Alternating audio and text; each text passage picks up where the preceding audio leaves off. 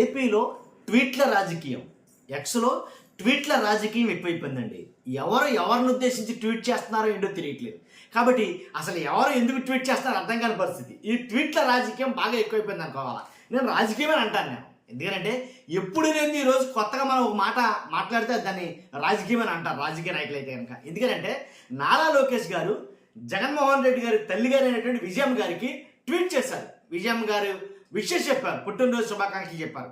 కాబట్టి నిజంగా అంటే ఎప్పుడూ లేదు, ఏ సంవత్సరం అన్న ఏదైనా సంవత్సరం ఉంటే అనుకోవచ్చు, ఏ సంవత్సరం లేనిది ఇప్పుడు కొత్తగా ఇప్పటికిప్పుడు పుట్టుకొచ్చిన ప్రేమ అనుకోవాలో లేకపోతే ఆ అభిమానం అనుకోవాలో లేకపోతే ఏమనుకోవాలో తెలియదు, కానీ ఇప్పటికిప్పుడు బాగుండాలి పుట్టినరోజు శుభాకాంక్షలు చెప్తే దాన్ని అర్థం ఏమనుకుంటారు, అందులో రాజకీయ నాయకుడు చెప్తే అనుకోవాలి.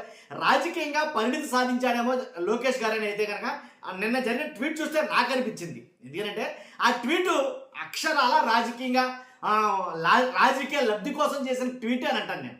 ఎందుకనంటే కనుక లోకేష్ గారు జగన్ గారి ఫ్యామిలీకి దగ్గర అవుతున్నారేమో, అంటే జగన్ గారికి కాకుండా ఎవరైతే షర్మిల గారు అలాగే విజయమ్మ గారు వాళ్ళకి దగ్గర అవుతున్నారేమో, అంటే వాళ్ళ అభిమానులు ఎవరైనా ఉంటే కనుక లోకేష్ గారు మంచితనం చూసారా.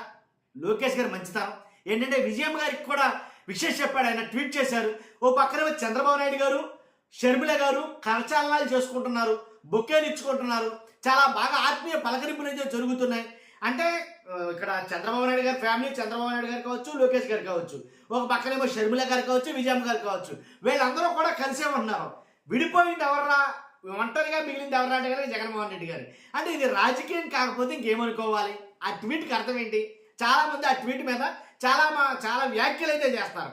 అంతేకాదు ఇంకో ట్వీట్ గురించి చెప్పాలా అంటే జగన్ గారు చేసిన ట్వీట్ గురించి, ఎవరైతే పవన్ కళ్యాణ్ గారు సర్జరీ జరిగిందో ఆ పవన్ కళ్యాణ్ గారికి ఏదైతే ఒక శస్త్రచికిత్స జరిగిందో దాన్ని మొత్తం త్వరగా కోలుకోవాలని జగన్ గారు ట్వీట్ చేశారు. నన్ను అడిగితే కనుక ఎలాంటి ఉద్దేశం లేకుండా, లోపల దురుద్దేశం లేకుండా చాలా ప్యూర్గా పెట్టిన ట్వీట్ అనిపించింది నాకైతే కనుక.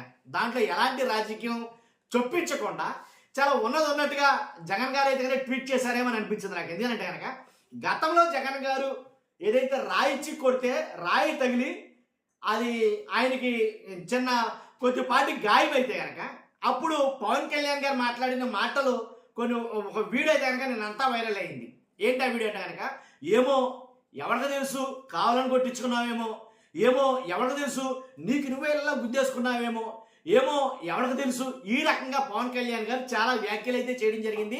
పాత వీడియో, ఆ వీడియో నిన్నంతా అది వైరల్ అయింది నిజంగా.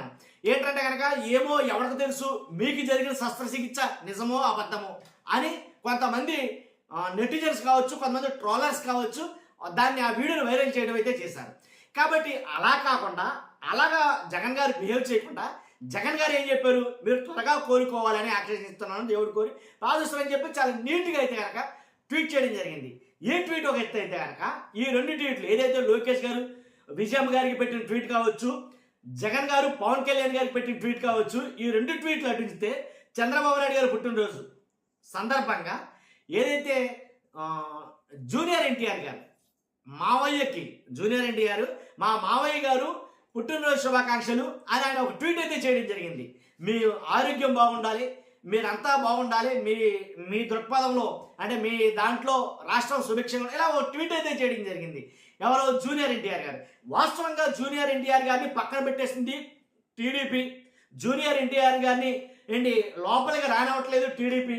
కాబట్టి నారా చంద్రబాబు నాయుడు గారి ఫ్యామిలీ కావచ్చు, బాలయ్య గారి ఫ్యామిలీ కావచ్చు, జూనియర్ ఎన్టీఆర్ గారిని పక్కన పెట్టేసింది అని అయితే కనుక చాలా మట్టుకి చాలా మంది మాట్లాడుతూ ఉంటారు. ఎప్పుడు ఈ వీడియోలు ఎక్కువ వస్తూ ఉంటాయి. అలాంటిది జూనియర్ ఎన్టీఆర్ గారు ఎలాంటి పొరపచ్చలు లేకుండా, ఎలాంటి అసలు ఏమీ భేషజాలు లేకుండా డైరెక్ట్గా మావయ్య గారి పుట్టినరోజుకి శుభాకాంక్షలు చెప్పాడు చూసారు. నిజంగా ఆయన ఔన్నత్యాన్ని మెచ్చుకోవాలి. జగన్ గారు లోపలేమీ పెట్టుకోకుండా పవన్ కళ్యాణ్ గారు తొందరగా కోలుకోవాలని చెప్పేసి ట్వీట్ పెట్టారు చూసారు. పవన్ కళ్యాణ్ గారు ఎలా మాట్లాడిన గతంలో అదే రకంగా జగన్ గారికి గాయం అయితే పవన్ కళ్యాణ్ గారు చాలా దారుణంగా మాట్లాడారు. అలా మాట్లాడకుండా ఏంటి జగన్ గారు ట్వీట్ పెట్టారు చూసారు, ఆయన ఔన్నత్యానికి మెచ్చుకోవాలి. ఇక లోకేష్ గారు ట్వీట్ పెట్టిన దానికి కూడా మెచ్చుకోవాలి. ఎందుకంటే కనుక రాజకీయంగా పెట్టారా కాదా అనేది వేరే విషయం, కానీ ఎప్పుడు పెట్టలా. అదే విజయమ్మ గారు చాలా సంవత్సరాల నుంచి పుట్టినరోజు చేసుకున్నారు, ఎప్పుడు పెట్టనటువంటి ట్వీట్ ఇప్పుడు పెడితే మరి ఆశ్చర్యంగా ఉండదా? ఆలోచించేలా ఉంటుంది ఉండదా, కాబట్టి రకరకాలుగా మాట్లాడుకుంటున్నారేమో ఆ ట్వీట్ గురించి చాలా వీడియోలు వస్తున్నాయి. కాబట్టి ఇప్పుడు పెట్టడం వల్ల అర్థం ఏంటి, ఆ ట్వీట్లో పరమార్థం ఏంటి అంటే షర్మిల గారిని విజయమ్మ గారిని వాళ్ళ ఫ్యామిలీని దగ్గర చేసుకుంటున్నారా వీళ్ళు జగన్ గారిని దూరం పెట్టడం కోసం అనేది రకరకాల దీని మీద 1, 2 కాదు, మీకు తెలిసిన విషయమే. కాబట్టి చూస్తున్నా మీరు అందరూ కూడా ఈ ట్వీట్ల అర్థాలేంటి పరమార్థాలేంటి మీ అభిప్రాయంలో కామెంట్ రూపంలో తెలియజేయండి. ఫస్ట్ అయితే లైక్ చేయండి. Thank you very much.